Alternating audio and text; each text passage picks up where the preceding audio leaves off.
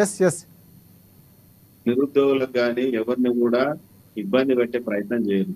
వాళ్ళ వాస్తవికంగా బడ్జెట్ ని ఇవాళ కేటాయించడం జరిగింది.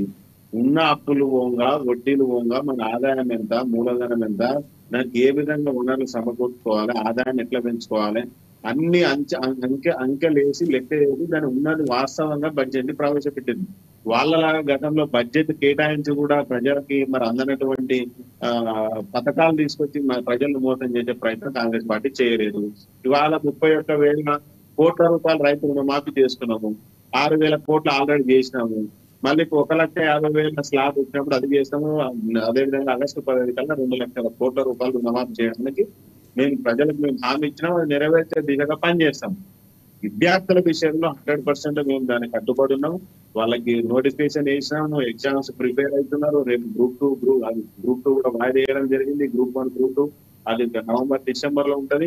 ఎక్కడ కూడా నిరుద్యోగులను పెంచి పోషించింది 10 ఏళ్ళు బీఆర్ఎస్ పార్టీ. కాంగ్రెస్ పార్టీ ఎక్కడ కూడా అది మేము మాట ఇచ్చినామంటే మాట తప్పే ప్రభుత్వం మాది కాదు.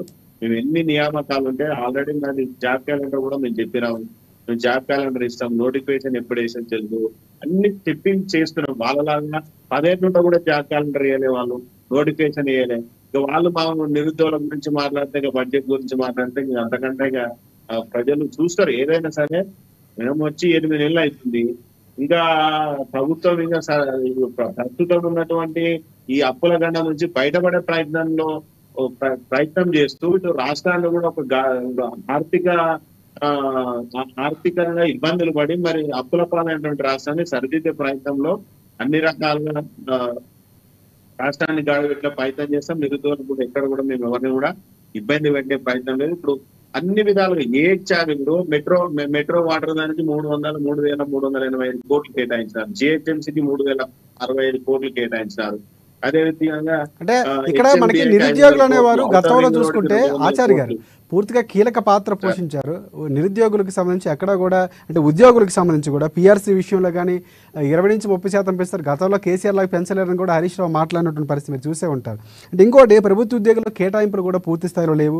5 డిఏలు బ్యాలెన్స్ ఉన్నాయి. దానికే దాదాపుగా 10,000 కోట్లు అదనంగా అవుతాయి. అవి కూడా కేటాయించలేదు. ఏం చేస్తున్నారు అంటే కేవలం మాటల గారడీ అని చెప్తున్నటువంటి పరిస్థితి కూడా కనిపిస్తుంది. అంటే హరీష్ రావు వ్యాఖ్యలకు సంబంధించి ఏం చెప్తారు?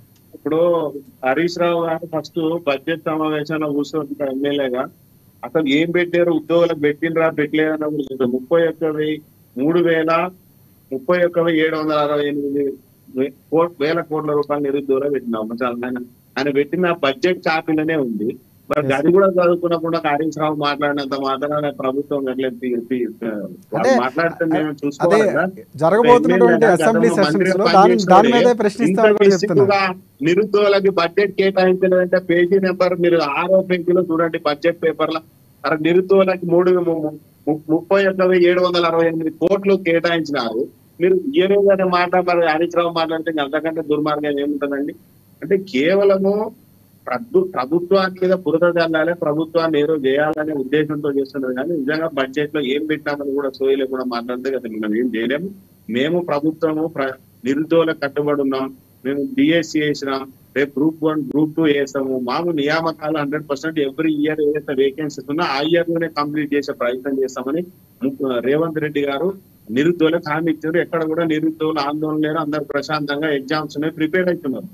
ఇవాళ వాళ్ళు ఏదో మాట్లాడండి బడ్జెట్ లో పెట్టిందని కూడా పెట్టలేరంటే దానికి ఎవరేం చేయలేరు. కాబట్టి మేము కూడా ప్రజాపాలనలో 7 లక్షల అప్పుల కుప్ప చేసిరండి.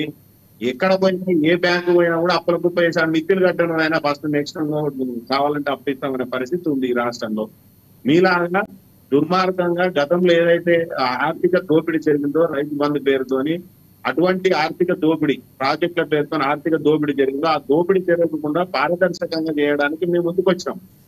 కాగు నివేదిక ఇప్పుడు ఏం చేశారు, కాళేశ్వరంలో 8,000 కోట్లు తిన్నారని మేమేం చెప్పలేదు. కాగు నివేదిక చెప్పింది 8,000 కోట్లు దోపిడీ జరిగింది, మోటార్ల కొనుగోలు ఎంత జరిగింది, గొర్రెల పంపకంలో ఎంత జరిగింది, 1,000 కోట్ల రూపాయలు తీసింది వాళ్ళు. అవినీతి చేసి రాష్ట్రాన్ని అప్పులకు పోయేసి ఇవ్వలేదు. ప్రెస్ మీట్ల మీద బయటల మీద మాట్లాడుతుంటే ఇంక అంతకంటే దుర్మార్గం లేదు.